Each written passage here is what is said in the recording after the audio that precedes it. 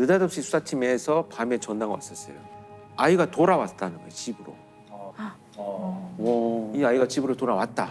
왔는데 문제가 생겼다. 지금 주민 3명이 무참히 칼에 찔려서 살해당한 살인사건이 발생을 했다.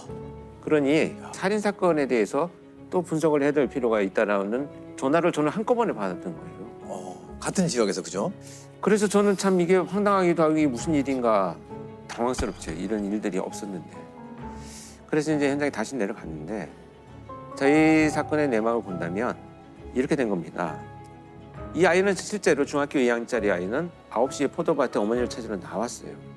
그런데 누군가 정말 범인이 자전거를 타고 가다가 이 아이를 보고 뒤에서 덮쳐서 강제로 자기 자전거 앞에 태웁니다.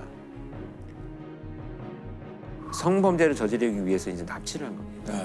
움직이거나 고함을 치면 가만두지 않겠어라고 위협을 하고 태워서 그 다른 마을인 자기 집으로 아이를 데리고 갑니다. 그리고 3주 동안 감금을 해놨던 거예요. 그래서 어찌됐건 이 범인은 다행히도 이 아이를 살해하지 않고 집으로 데려다 줍니다.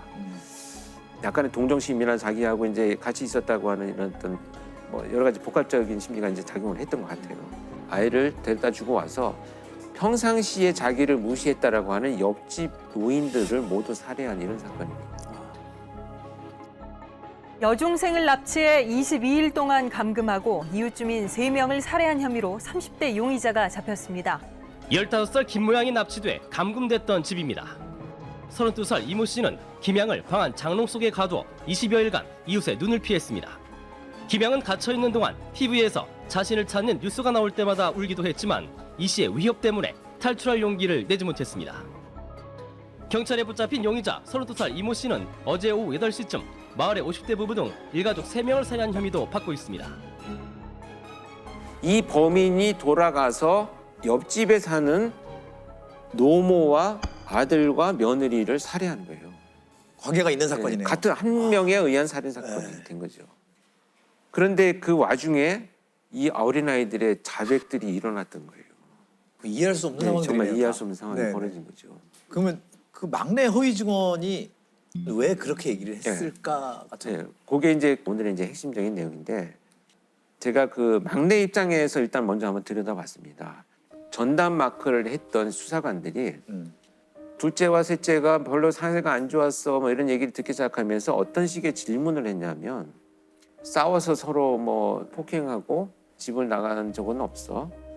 근데 집에 있을 때는 얼마나 싸워? 이런 식의 어떤 그 질문들을 여러 차례 이제 이어져 왔던 거예요. 뭔가 상황을 단정한 질문들을 그렇죠. 하게 이거 되는 소위 거죠. 이제 암시성 질문이라고 하죠. 이 아이의 진술을 보면 황소리가 나서 들어가 보니까 누나가 쓰러져 있어서 내가 코에다 손을 탁 대봤더니 숨을 쉬지 않더라 이렇게 진술을 하거든요. 굉장히 구체적으로. 네. 근데 이것을 나중에 이제 제가 그 분석을 해본 결과에 의하면 반복된 암시성 질문에 의한 작화 현상이라고. 작화 현상. 그러니까 이 아이들은 남을 속이려고 뭔가 없는 걸 꾸며내는 것이 아니고 반복된 피암시성이 있는 질문들을 계속 받으면 질문하는 사람의 의도에 따라서 답을 하려고 하는 경향성이 높아지는 것이 아동의 특성이거든요. 그래서 그런 현상들이 이제 일어나는 거죠.